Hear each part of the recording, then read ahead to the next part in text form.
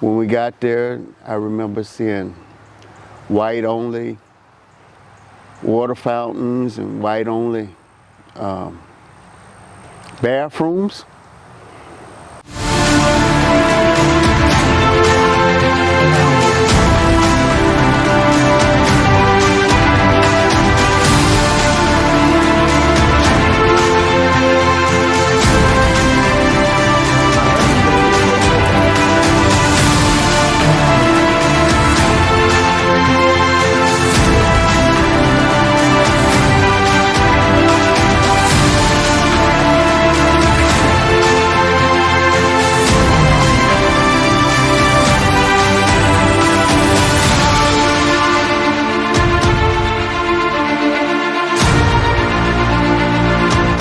Hello guys, welcome back to Operation Reconciliation. I'm Jazz, and today we have two very special guests with me today. And today they're going to be sharing their experience about what they went through while they were younger and all the way up to now. So I hope you guys enjoyed this video, and let's get into it. So go ahead and introduce yourselves. Hi, my name is Dwayne. I'm 62 years old. Not 62. I am 62 years old. And this is my wife, Betty. And we live here in Fairhope, Alabama. Alright. So we're going to go ahead and get started with these questions. Alright, the first question is going to be, what were your experiences like during Jim Crow as a child? You go. Well, I remember I grew up in Mobile, Alabama, and we lived in Mobile Terrace. It was mostly kind of farm area, and we lived next door to a chicken farm and a pig farmer, and we didn't have that much money, and I remember walking from Mobile Terrace all the way downtown Mobile. That's like, I say about like 5 miles to go to a grocery store. And when we got there, I remember seeing white only water fountains and white only bathrooms. That's basically mostly I remember about Jim Crow. We just had separate stuff and had separate schools you had to go to, and we never did really ride the bus. We did a lot of walking. We didn't have that much money, and you want to say something, Betty?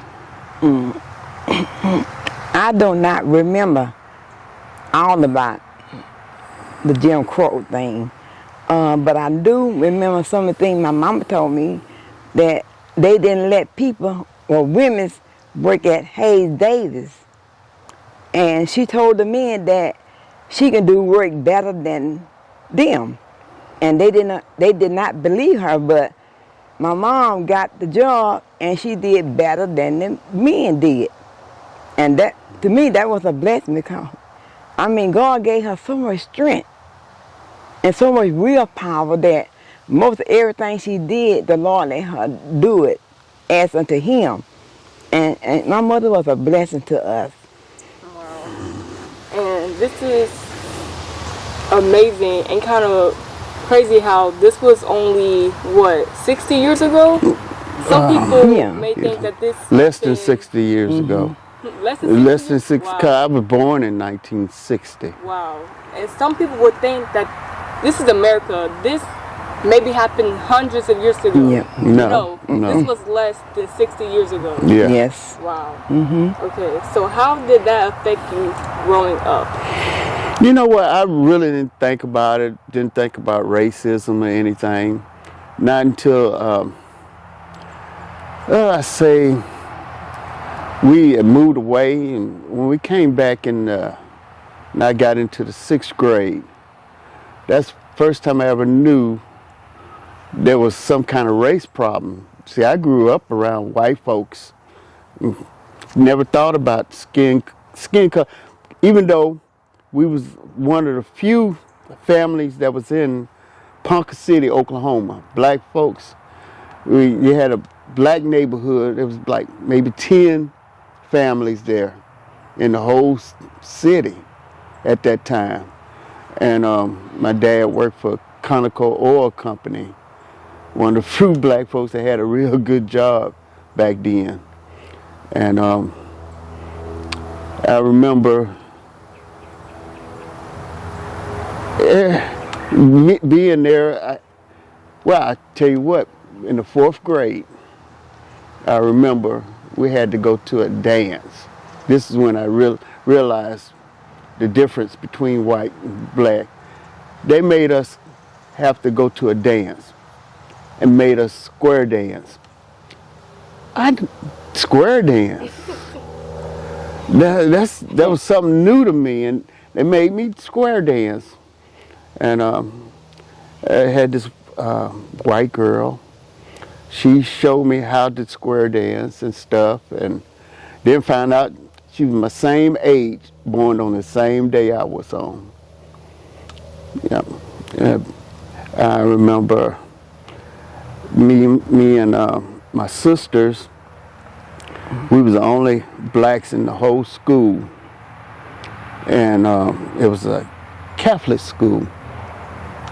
And at that time, my dad can afford to send us to a private school instead of public school. And while we was there, seemed like I had to fight every day. The kids just target me because I was black. And I fought, and I was always in trouble because of fighting. It wasn't that I was picking the fights. They were picking on me, but I fought back, and it kept me in trouble. And the nuns, oh, they were tough. The nuns was tough. But they understood what was going on. But it kept my dad and mom always up at the school. Okay. All right. So, when you were a child, were you ever taught about African history? No, not me. How about you, Betty? I was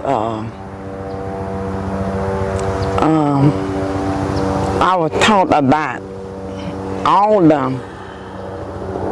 the hair clothes and how they dress and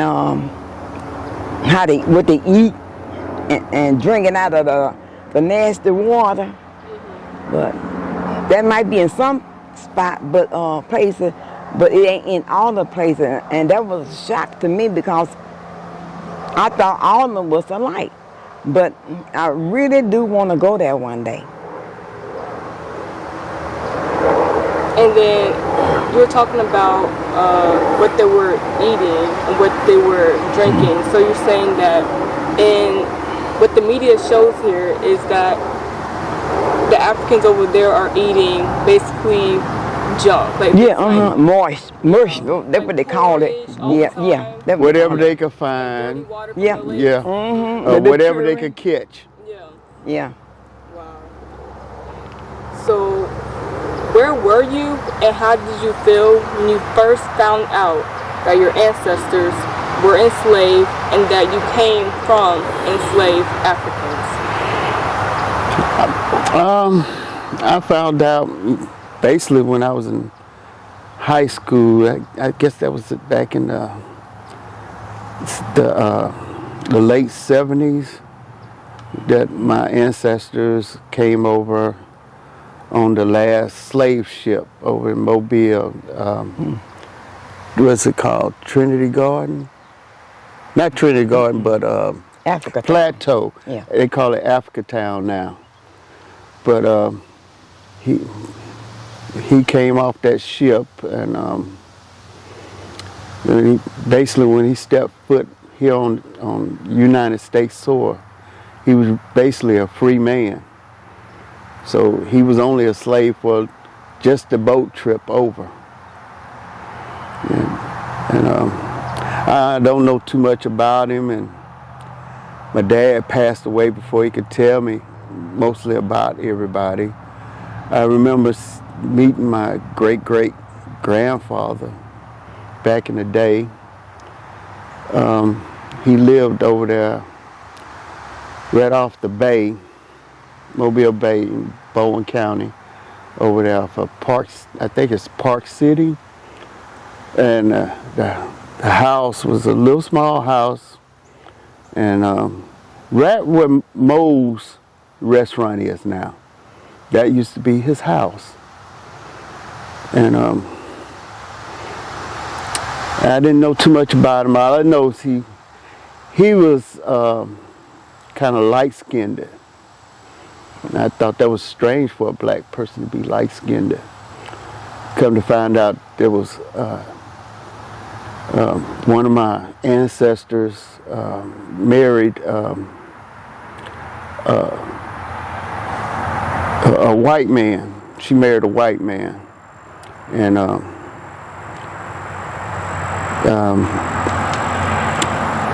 something happened, and she said something back to somebody, and this white man slapped her. When he slapped her, and when she got home, she told her husband, who was white, what had happened. He ended up going back and killing the guy. So they ended up hanging him for killing the guy. And so that's the only thing I can remember about my ancestors. And then the most I know about is my grandmother. She had 4 sons, and each one of them went into different branches of the Air Force. One went to Air Force, one went to the Army, Marines, and the Navy. My dad was the one that went into the Navy. And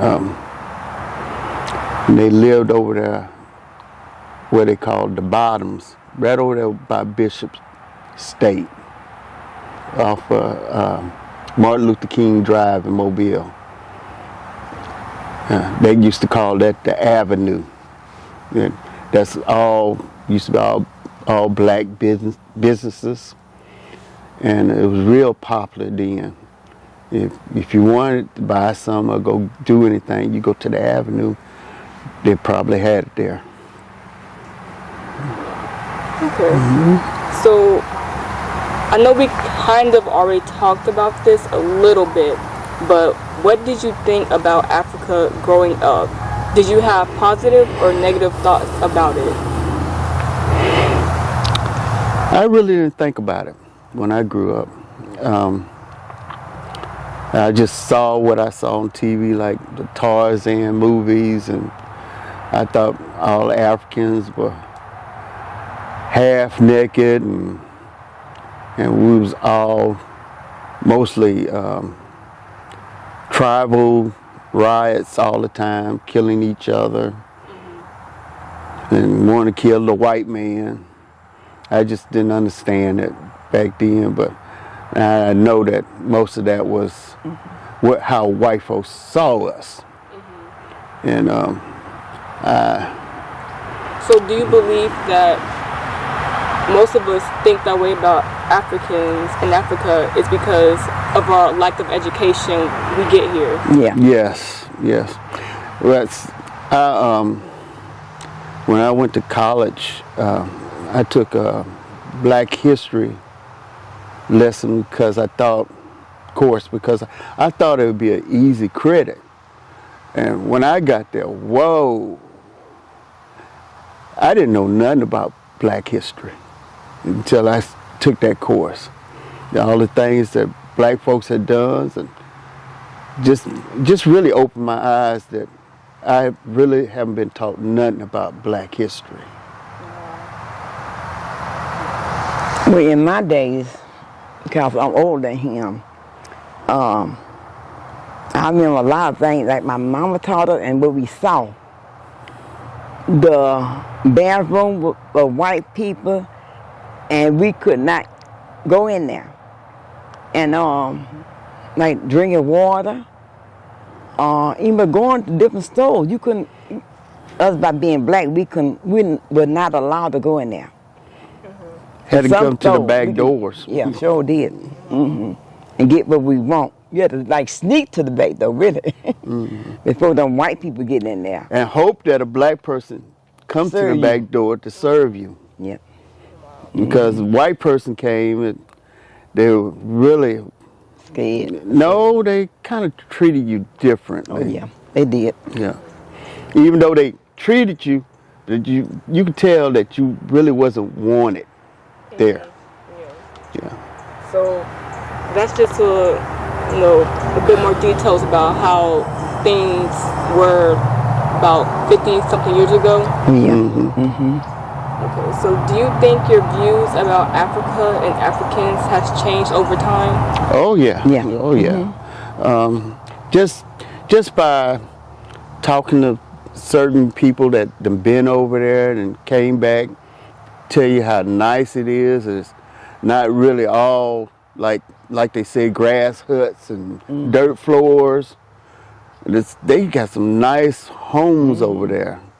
It makes some of these houses in the South look bad. They do. Yeah. And, Yes.